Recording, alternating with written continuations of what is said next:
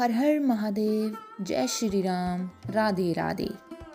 संस्कृति YouTube channel पर आपका हार्दिक स्वागत है। अगर आपको हमारी वीडियोस अच्छी लगती हैं तो हमारे चैनल को सब्सक्राइब करना ना भूलें और हमारी यूट्यूब फैमिली का हिस्सा ज़रूर बनें।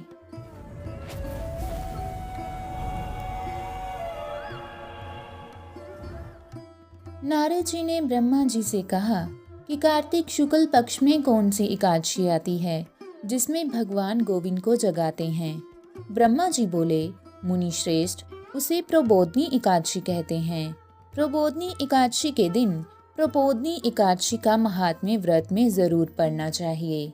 इससे पापों का नाश होता है और पुण्य की वृद्धि होती है और उत्तम बुद्धि वाले पुरुषों को मोक्ष मिलता है। इसे देव उठनी एकादशी भी कहते हैं। इस दिन अगर जो उपवास रखते हैं उन्हें 1000 अश्वमेघ और 100 यज्ञों का फल मिलता है। तब ब्रह्मा जी बोले, जो भी मनुष्य भक्ति पूर्वक उपवास करता है, प्रबोधनी एकादशी उसे ऐश्वर्य, संपत्ति, उत्तम बुद्धि, राज्य और सुख देती है। आपने जो भी बड़े बड़े पाप पहले के हजारों जन्मों में किए हैं उन सबको ये एकादशी खत्म कर देती है। जो लोग इस एकादशी का मन से ध्यान करते हैं तथा जो इसके व्रत का अनुष्ठान करते हैं उनके पितृ नरक के दुखों से छुटकारा पाकर मोक्ष जाते हैं। आप संपूर्ण तीर्थों में नहाकर और पृथ्वी दान करके जो फल पाते हैं वो सिर्फ एकादशी के दिन श्री हरि के जागरण करने से मिल जाता है। जैसे मनुष्यों के लिए मृत्यु अनिवार्य है, उसी प्रकार धन संपत्ति ऐसा समझकर एकादशी का व्रत करना चाहिए। कार्तिक की प्रबोधनी एकादशी पुत्र और पौत्र तो देती है, साथ ही वे मनुष्य ज्ञान, योग, तपस्या और मोक्ष पाता है। इस एकादशी से मनुष्य को आत्मा का बोध होता है। जो इस दिन कथा सुनते हैं उन्हें 7 दीपों के दान का फल मिलता है। जो कथावाचक की पूजा करते हैं उन्हें भी उत्तम लोक मिलता है।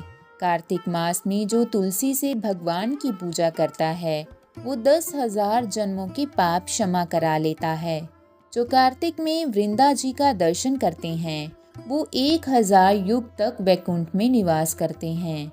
जो तुलसी माँ की जड़ में जल डालते हैं वो निसंतान नहीं रहते, उनका वंश फलता फूलता है। जिस घर में माँ तुलसी होती हैं वहाँ सर्प नहीं आते हैं। जो माँ तुलसी के पास श्रद्धा से दीप जलाते हैं वो उनके हृदय में दिव्य चक्षु का प्रकाश होता है।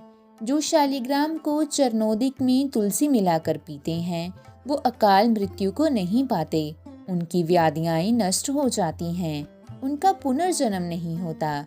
जो चतुर्मास में मौन धारण करते हैं उन्हें सोने और तिल का दान करना चाहिए। जो कार्तिक मास में नमक का त्याग करते हैं उन्हें शक्कर का दान करना चाहिए। एकादशी से पूर्णिमा तक दीपक जलाने से महापुण्य मिलता है। इस दिन नदी के तट पर दीप जलाने चाहिए। इस एकादशी पर ये महात्म्य सुनने से अनेक गोदान के बराबर फल मिलता है। दोस्तों, आइए अब हम जानते हैं देवउठनी एकादशी की व्रत कथा के बारे में। एक राजा के राज्य में सभी लोग एकादशी का व्रत रखते थे।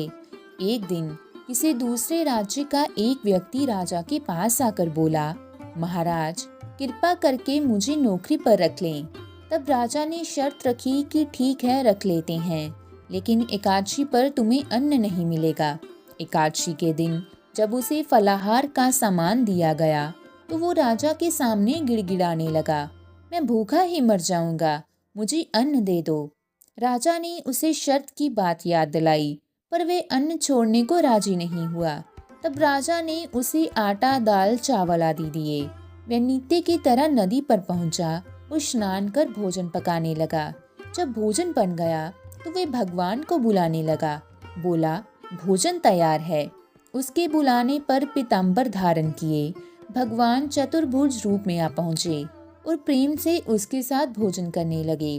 भोजन करके भगवान अंतर्ध्यान हो गए और वे अपने काम पर चला गया। 15 दिन बाद वे अगली एकादशी को वे राजा से कहने लगा, महाराज, मुझे दुगना सामान चाहिए, उस दिन तो मैं भूखा ही रह गया।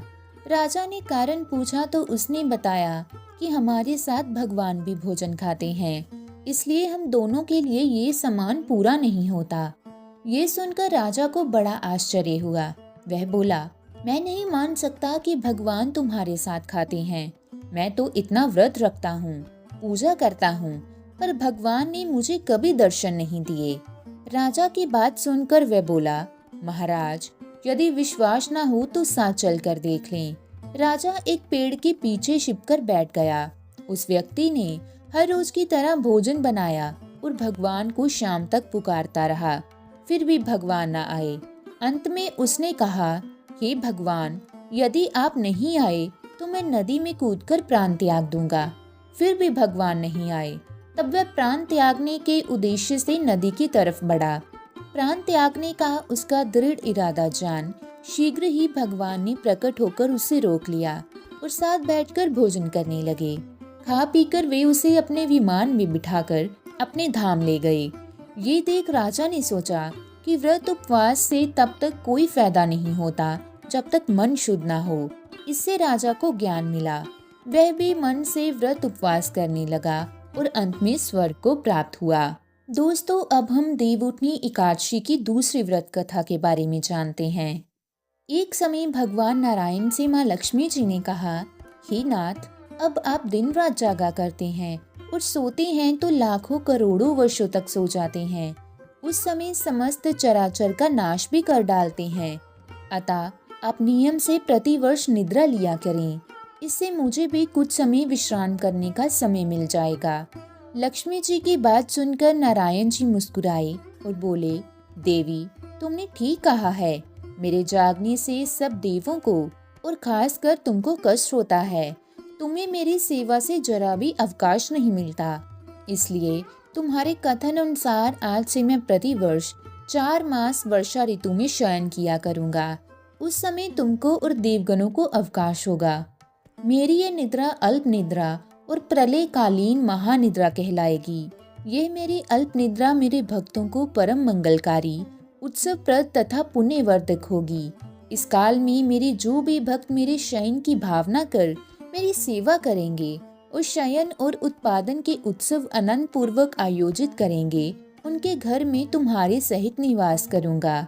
दोस्तों, अब हम जानते हैं देवउठनी एकादशी की तीसरी व्रत कथा के बारे में।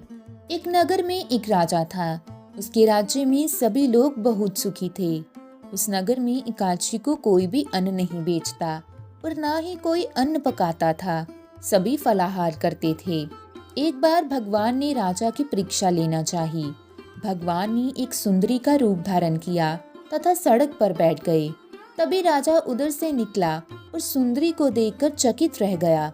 उसने पूछा, हे सुंदरी, तुम कौन हो और इस तरह यहाँ क्यों बैठी हो? तब सुंदर स्त्री बनी भगवान बोले, मैं निराश्रिता हूँ। नगर में मेरा कोई जाना पहचाना नहीं है। किससे सहायता मांगूं? राजा उसके रूप पर मोहित हो गया था। वह बोला, तुम मेरे महल में चलकर मेरी रानी बनकर रहो। सुंदरी बोली, मैं तुम्हारी बात मानूंगी, पर तुम्हें राज्य का अधिकार मुझे सौंपना होगा। राज्य पर मेरा पूर्ण अधिकार होगा। मैं जो भी बनाऊंगी तुम्हें खाना होगा। राजा उसके रूप पर मोहित था, अतः उसकी सभी शर्तें स्वीकार कर ली। अगले दिन एकादशी थी। रानी ने हुक्म किया कि बाजारों में अन्य दिनों की तरह अन्न बेचा जाए। उसने घर में मांस मछली आदि पकवाए और परोस कर राजा से खाने के लिए कहा। ये देखकर राजा बोला, रानी, आज एकादशी है, मैं तो केवल फलाहार ही करूंगा। तब रानी ने शर्त की याद दिलाई और बोली, या तो खाना खाओ, नहीं तो मैं बड़े राजकुमार का सिर काट दूंगी। राजा ने अपनी स्थिति बड़ी रानी से कही तो बड़ी रानी बोली, महाराज, धर्म न छोड़ें, बड़े राजकुमार का सिर दे दें। पुत्र तो फिर मिल जाएगा, पर धर्म नहीं मिलेगा। इसी दौरान बड़ा राजकुमार खेल कर आ गया। माँ की आंखों में आंसू देखकर वह रोने का कारण पूछने लगा तो माँ ने उसे सारी बात बता दी। तब वह बोला, मैं अपना सिर देने के लिए तैयार हूँ। पिताजी के धर्म की रक्षा होगी, जरूर होगी। राजा दुखी मन से राजकुमार का सिर देने को तैयार हुआ तो रानी के रूप से भगवान विष्णु ने प्रकट होकर असली बात बताई। राजन, तुम इस कठिन परीक्षा में पास हुए। भगवान ने प्रसन्न मन से राजा से वर मांगने को कहा तो राजा बोला, आपका दिया सब कुछ है, हमारा उद्धार करें। उसी समय वहां एक विमान उतरा। राजा ने अपना राज्य पुत्र को सौंप दिया और विमान में बैठकर परम धाम को चला गया। तो दोस्तों, आज की हमारी देवउठनी एकादशी की व्रत कथा यहीं समाप्त होती है। मिलते हैं अगली वीडियो में, तब तक के लिए धन्यवाद।